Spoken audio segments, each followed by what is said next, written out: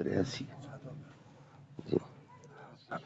جی آیت کریمہ نمبر 83 7واں پارہ شروع ہو رہا ہے۔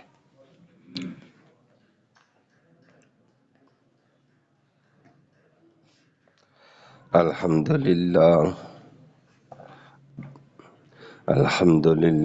عدد خلقہ ورضا نفسہ وزنۃ عرشہ ومداد کلماتہ والصلاۃ والسلام علی صفوۃ رسلہ وخیر خلقہ محمد وآلہ وصحبہ، اما بعد فاعوذ باللہ من الشیطان الرجیم، بسم اللہ الرحمن الرحیم۔ وَإِذَا سَمِعُوا مَا أُنزِلَ إِلَى الرَّسُولِ تَرَىٰ أَعْيُنَهُمْ تَفِيضُ مِنَ الدَّمْعِ مِمَّا عَرَفُوا مِنَ الْحَقِّ يَقُولُونَ رَبَّنَا آمَنَّا فَاكْتُبْنَا مَعَ الشَّاهِدِينَ۔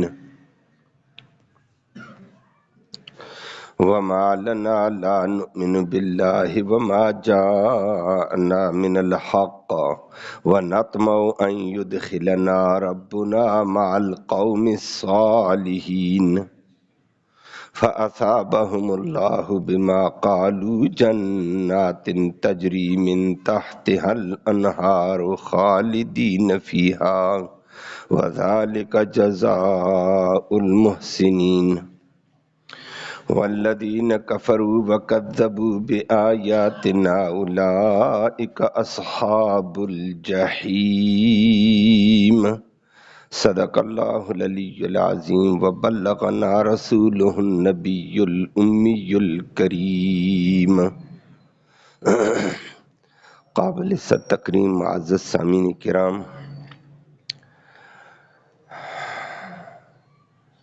تواضع کرنے والا علماء حق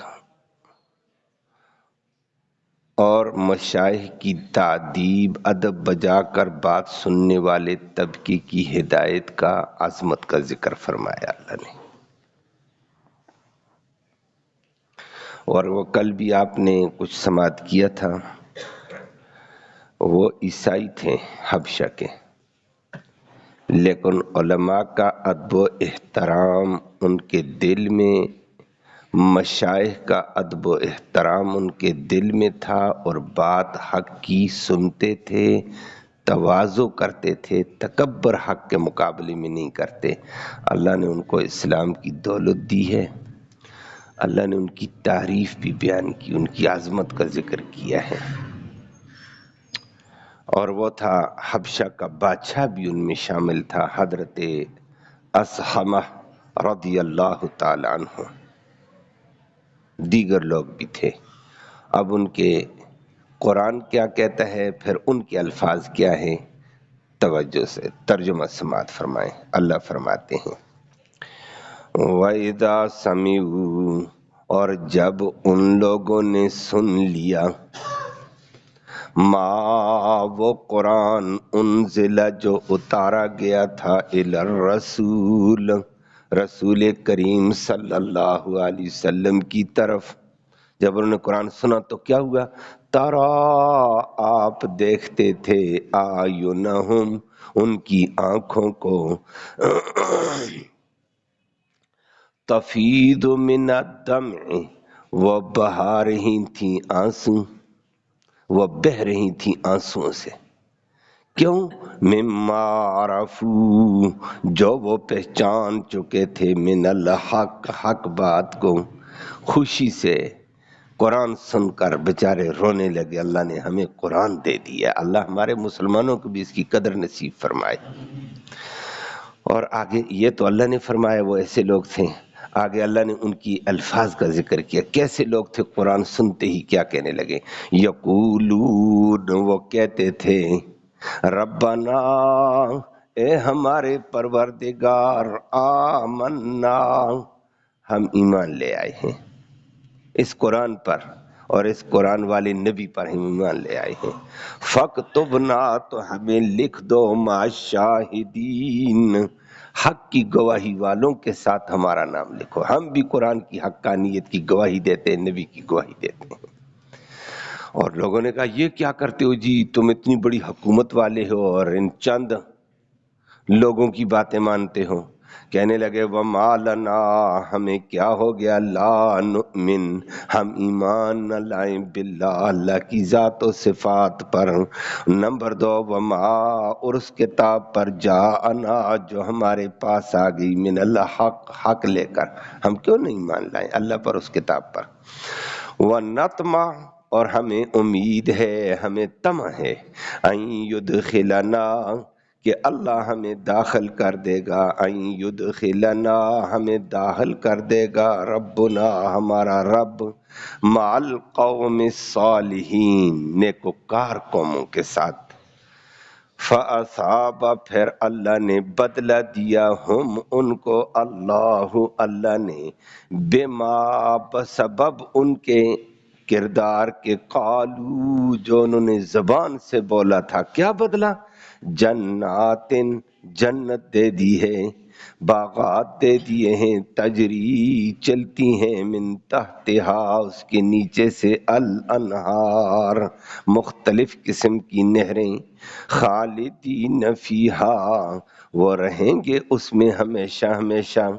وَذَلِكَ، صرف ان کی بات نہیں، اللہ کہتا ہے وَذَلِكَ، اور یہ ہے جزاء المحسنین، نیکی کرنے والوں کا بدلہ۔ کوئی بھی قرآن کے ساتھ جڑے گا اس کا یہی بدلہ۔ اس کے مقابلے میں والذین، اور وہ لوگ، کفروا، جو منکر ہو گئے، وکذبوا، اور جھٹلاتے ہیں، جھٹلاتے تکبر کی وجہ سے، غرور کی وجہ سے جھٹلاتے ہیں، بے آیاتنا، ہماری آیتوں کو، اولئک، یہی صفات والے لوگ، اصحاب الجحیم، جہنم والے ہیں۔ اللہ ہم سب کو محفوظ فرمائے۔ کل آپ نے سماعت کیا تھا کہ یہودی کم بخت ہیں، دین کے معاملے میں سخت ہیں، اور تمام لوگوں میں سے دین کے ساتھ عداوت، دشمنی میں یہ سخت ترین ہے، اور میں ان سے بچ کر رہا ہوں۔ اس کے باقی بعض یہودی بھی ماشاءاللہ نبی کریم صلی اللہ علیہ وسلم کے دور میں مسلمان ہوئے ہیں، بعد میں بھی ہوئے، اکا دکا مسلمان ہو رہے ہیں، یہودی مسلمان نہیں ہوتے، ظالم۔ اور اس کے مقابلے میں عیسائیوں کا کہا یہ اسلام کے ذرا محبت میں، مودت میں، قربت میں مسلمانوں کے ساتھ ہے یہ۔ اور وجہ اس کی 2-3 باتیں کل آپ نے سنی کہ یہ اللہ نے ان کو اسلام کی محبت، اسلام کی قربت، اسلام کی مودت کیسے دے دی ہے، حق کیسے دیا۔ فرمایا ایک ان میں علماء کرام طبقہ موجود ہے، یہ ان کا لحاظ رکھتے ہیں، مشائخ موجود ہیں، یہ ان کا لحاظ رکھتے ہیں، بات سنتے ہیں۔ اور تیسری بات، ان میں تکبر نہیں ہے، حق بات کو تواضع کے ساتھ سنتے ہیں، اور حق بات کو بندہ تواضع سے، عاجزی سے، طلب سے سنے، حق دل میں اتر جاتا ہے۔ ایک آدمی کہتا مجھے ضرورت ہی نہیں ہے، میں سمجھدار ہوں، میں دانشور ہوں، میں پڑھا لکھا ہوں، اللہ اس کو ہدایت نصیب نہیں کرتے ہیں۔ اللہ ہمیں اس ظلم سے محفوظ فرمائے۔ اسی لیے حق والا، دین والا بندہ بات کرے، اس کا طالب بن کر، عاجز بن کر اس کو سننا چاہیے، اس کا نور دل میں اترے گا۔ چہ جائے کہ وہ بات آپ کو پہلے سے آتی بھی ہو، لیکن دین کا سننا الگ ایک ثواب ہے اور نور کا ذریعہ ہے۔ تو عیسائیوں میں یہ طبقہ تھا، اور یہ طبقہ خاص طور پر کون تھے؟ یہ حبشہ کے اور شام کے عیسائی تھے۔ تمام روایات میں آتا ہے اس وقت یہ اصل انطباق ان عورتوں لوگوں پر ہوا تھا، آج انہی میں سے آیا۔ یہ بات آپ کے علم میں ہے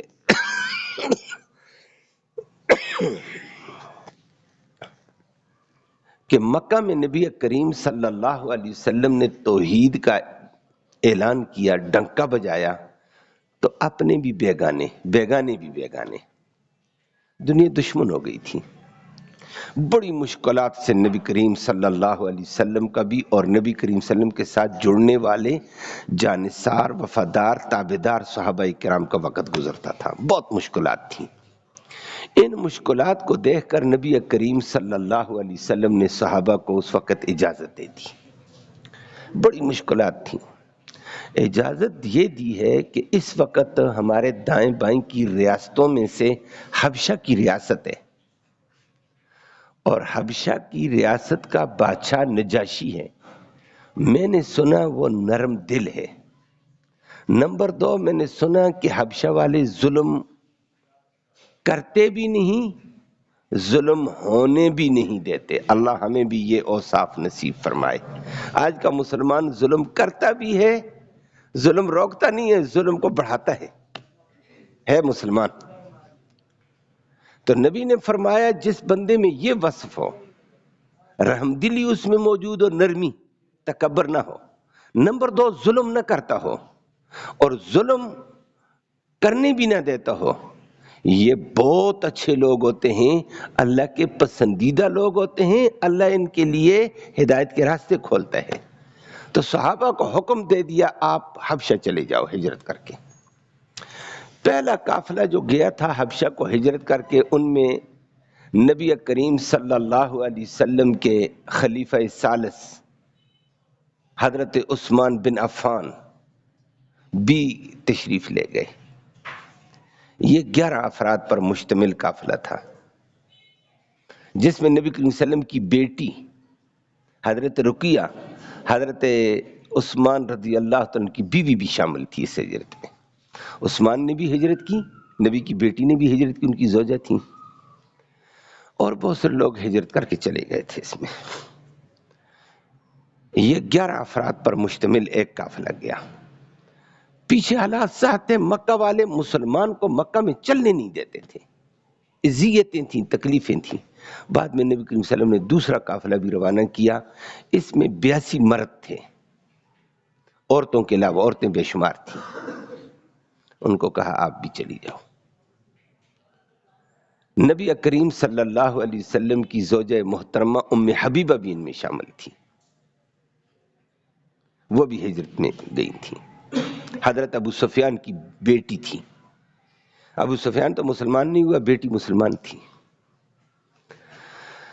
تو وہ بھی چلی گئی تھی۔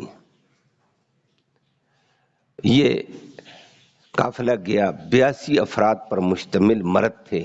وہاں حبشہ کے بادشاہ کے پاس جب پتہ چلا باہر کے مہمان آئے اور ظلم سے تنگ آ کر ہمارے ملک میں آئے، فریاد رسی کے طور پر آئے، مدد کے طور پر آئے، انہوں نے ان کا استقبال کیا۔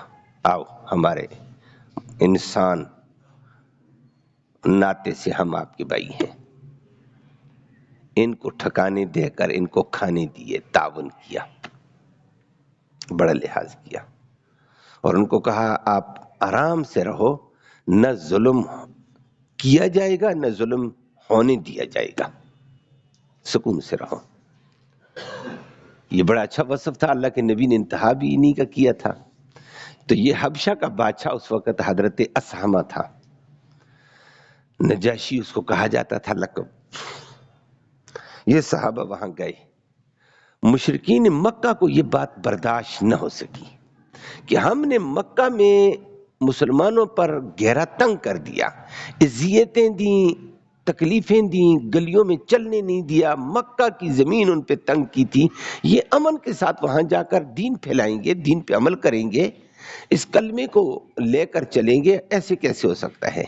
ابو جہل نے اپنی کابینہ کے اندر اجلاس دارالندوہ کے پارلیمنٹ میں بلا کر یہ طے کیا کہ ایک بڑا مؤثر قافلہ وفد جائے، حبشہ کے بادشاہ کو جا کر بتاؤ کہ یہ دہشت گرد آ گئے آپ کے ملک میں، یہ فسادی لوگ آ گئے آپ کے ملک میں، یہ انتہا پسند لوگ آپ کے ملک میں آ گئے ہیں، اور یہ دہشت گرد یہاں دہشت پھیلا دیں گے، یہ فسادی آپ کے ملک میں فساد پھیلا دیں گے، اور یہ آپ کے دین کو بگاڑ دیں گے، یہ ہمارے بگوڑے ہیں، وہاں گڑبڑ کرتے تھے، ہم نے ان کو پکڑنا چاہا، انہوں نے بھاگ کر آپ کے پاس امن لیا، یا تو ان کو گرفتار کرو یا ہمارے حوالے کر دو۔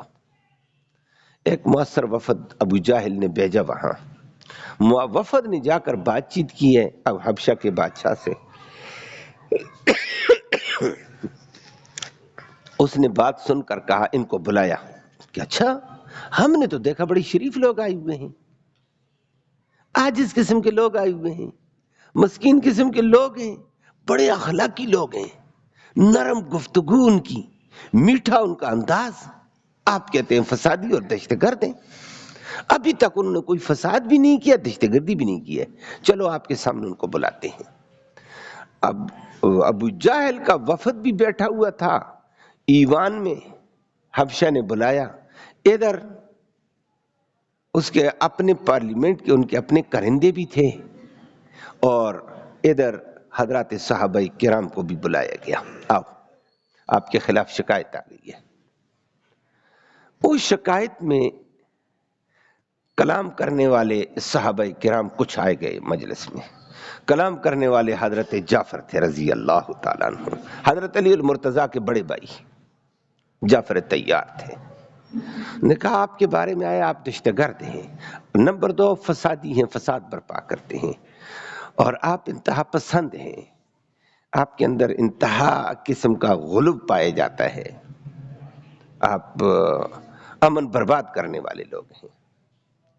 اور اس کو ایک چوتھی بات کہہ دی اس وقت کہ یہ آپ کو بھی کافر کہتے ہیں، ہم مکہ والوں کو بھی یہ کافر کہتے ہیں، ہم بیت اللہ کے باسی ہیں، بیت اللہ کے متولی ہم ہیں، ہم بیت اللہ کا انتظام انسرام سنبھالتے ہیں، ہمیں یہ کہتے ہیں تم کافر ہو اور تم غلط مذہب، ہمارا مذہب صحیح ہے۔ تو یہ آپ کے مذہب عیسائی کو بھی برا بھلا کہتے ہیں، اور آپ کے عیسیٰ علیہ السلام کو بھی برا کہیں گے پھر، اور آپ کی عیسیٰ کی والدہ مریم کو بھی برا کہیں گے۔ کہا اچھا، وہ تھوڑا برنگہتا ہوا لیکن تھا بڑا رحم دل انسان، اس نے موقع دیا، ہاں بھائی بات کرو۔ جعفر طیار نے آگے سے تقریر کی ہے، سورۃ مریم کی ابتدائی آیتیں پڑھی ہیں، درس دینا شروع کیا۔ سورۃ مریم میں عیسیٰ علیہ السلام کا بلند مقام، مریم کا بلند مقام، توحید سے لبریز۔ حضرت جعفر نے جب وہ پڑھ کر درس دیا، اسامہ کے بادشاہ کے آنسو آنکھوں سے گرنے لگے اور متاثر ہوا اور کہنے لگا، خدا کے بندو، ان لوگوں کو تم فسادی کہتے ہو؟ بندہ متاثر ہو گیا۔ قرآن نے اس وصف کا ذکر کیا کہ کیسے اچھے لوگ تھے، جس کی اچھائی میں بیان کروں پتہ نہیں اچھائی ہوگی یا نہیں ہوگی، آپ کریں گے یا ہمارے لیڈر کرتے رہتے فلانا بہت اچھا، پتہ نہیں اچھا ہوتا ہے یا نہیں ہوتا ہے۔ جس کو رب اچھا کہے وہ کیسا اچھا ہوگا، جس کو رب کا قرآن اچھا کہے وہ کیسا اچھا ہوگا۔ اللہ نے ان کا ذکر کر کے فرمایا، وَإِذَا سَمِعُوا مَا أُنزِلَ إِلَى الرَّسُولِ، اور یہی حبشہ کے عیسائی لوگ تھے جب انہوں نے سنا ما، وہ قرآن، انزل الی الرسول، جو رسول اللہ صلی اللہ علیہ وسلم کی طرف نازل کیا گیا تھا، ترا، آپ دیکھتے تھے، اعینہم، ان کی آنکھوں کو، تفیض، وہ بہہ رہی تھی، من الدمع، آنسوؤں سے، آنسو بہا رہی ہیں، کیوں؟ مما عرفوا من الحق، ان کو حق انہوں نے پہچانا، الحمدللہ، اپنے ملک میں بیٹھی ہوئی اللہ نے حق نصیب کر دیا ہے، وگرنہ حق کے لیے تڑپنا پڑتا ہے، جانا پڑتا ہے۔ بڑے بندے روئے اور شکر ادا کیا، اسما کا بادشاہ بھی رونے لگا، ان کے ایوان کے لوگ بھی رونے لگے، انہوں نے کہا آج ہمیں پتا چلا تم کہتے تھے کہ یہ عیسیٰ علیہ السلام کی اس کی والدہ مریم کو برا کہتے ہیں، جو ان کے قرآن میں عیسیٰ علیہ السلام کا مقام بیان کیا ہمارے عیسائیوں میں بھی وہ مقام نہیں ہے، جو ان کے قرآن نے مریم علیہ السلام کا مقام بیان کیا وہ ہمارے عیسائیوں میں بھی نہیں ہے۔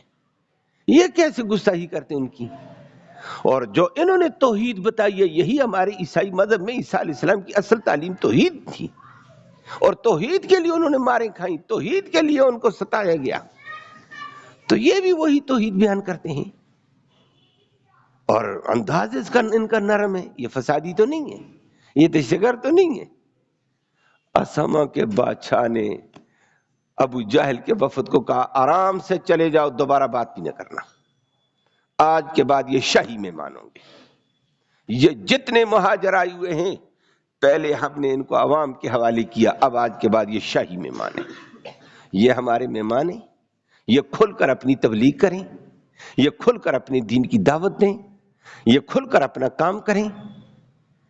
اور ماشاءاللہ اس نے کلمہ پڑھ لیا، قرآن نے اس کا ذکر کر دیا۔ یہ کیوں؟ جب دین عالم کی محبت دل میں ہوگی تو عالم کی بات کا اثر ہو جائے گا۔ جعفر طیار عالم ہونے کے ناطے سے بولا، وہ ان کے اندر بھی پہلے سے علماء تھے، مشائخ تھے، ان کی بات وہ سنتے تھے، آج انہوں نے اس کی سنی، اللہ نے ہدایت دے دی ہے۔ تکبر نہیں تھا، تواضع کے ساتھ بات سنی، قرآن اثر کر گیا، اور قرآن تو اثر کرتا ہے۔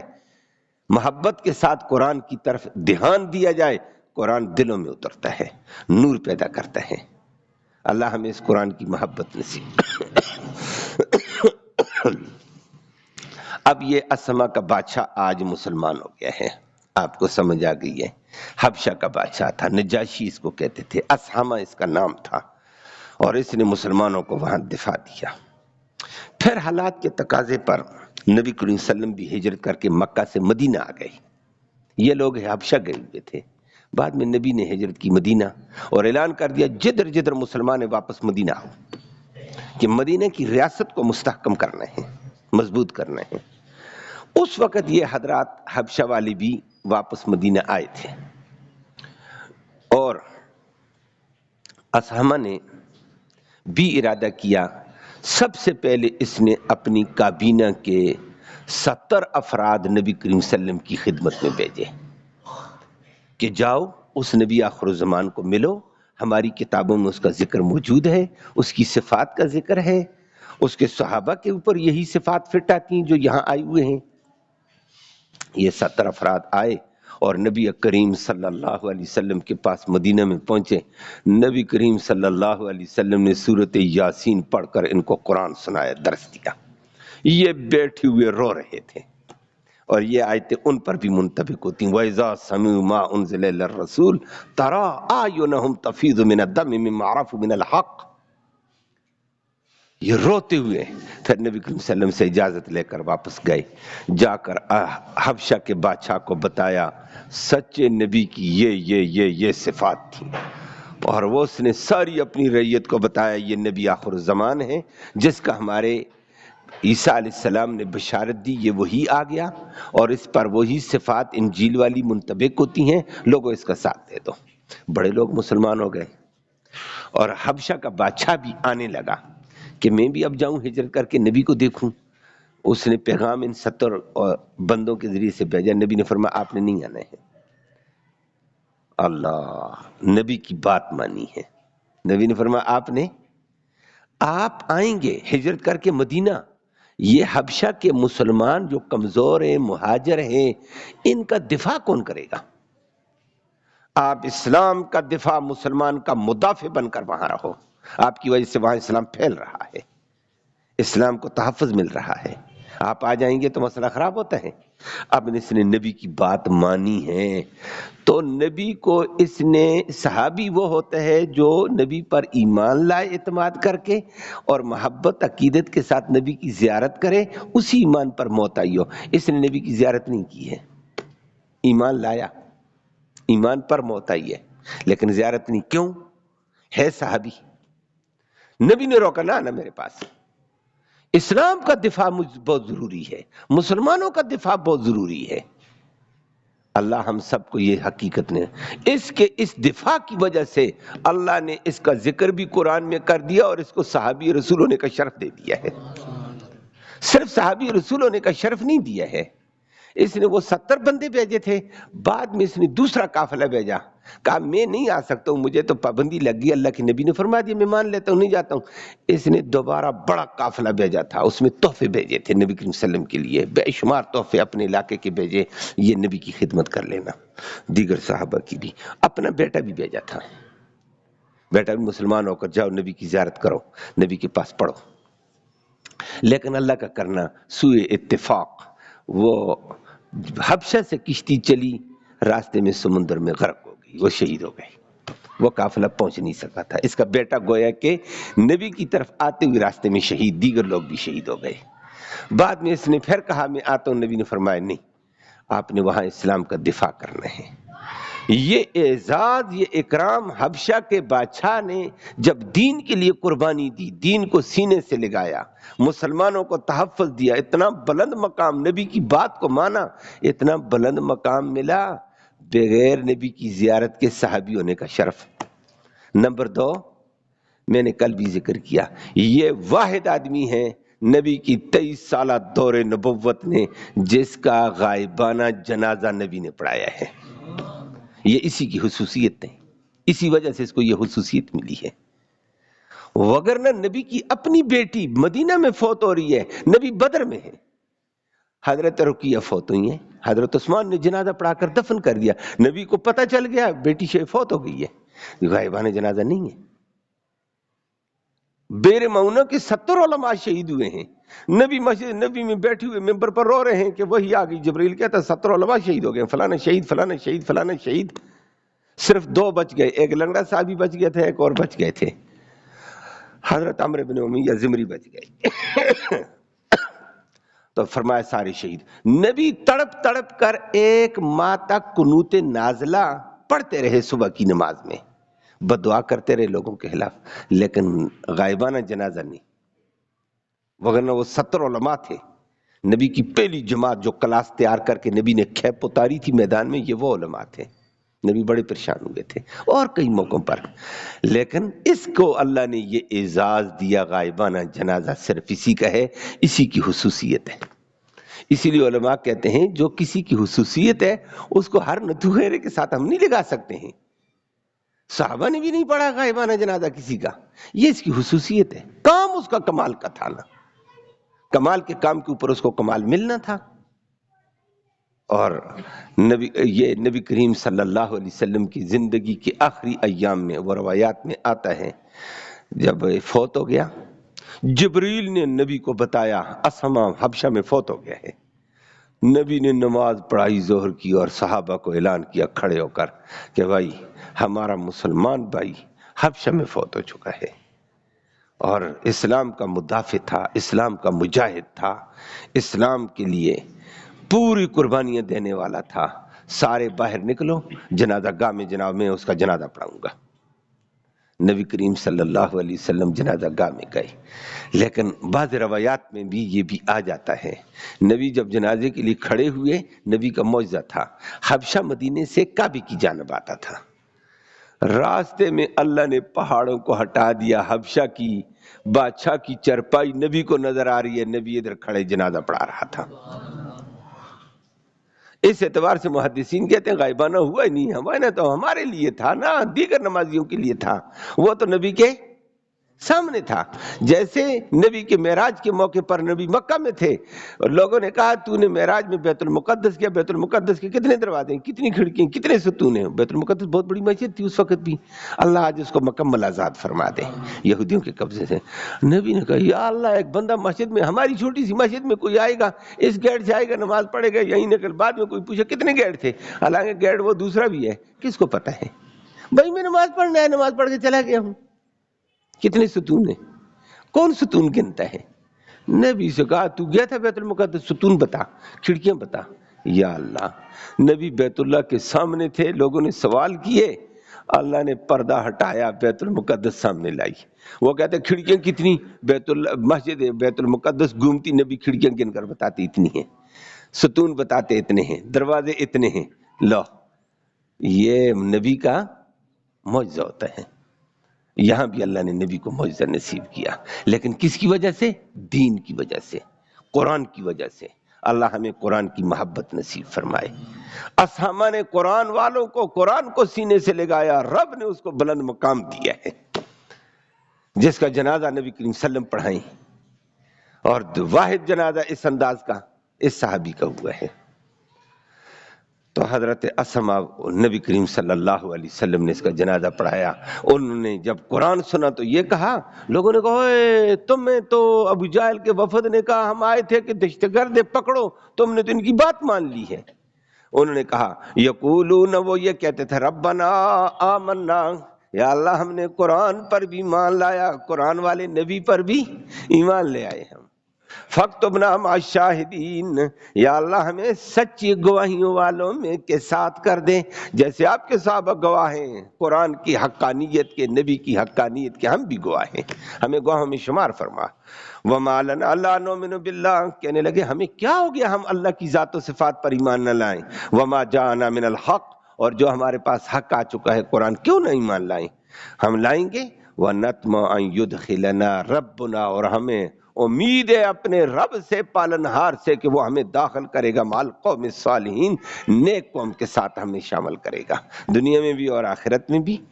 اللہ بھی کہتے ہیں جب انہوں نے ڈٹ کر قرآن کا لحاظ کیا، رب کہتا ہے فَأَصَابَهُمُ اللَّهُ، پھر اللہ نے ان کو بدلہ دیا، بِمَا قَالُوا، ان کے ان بولوں کے بدلے میں، جو حق کی حمایت میں بول بولے اللہ نے بدلہ دے دیا۔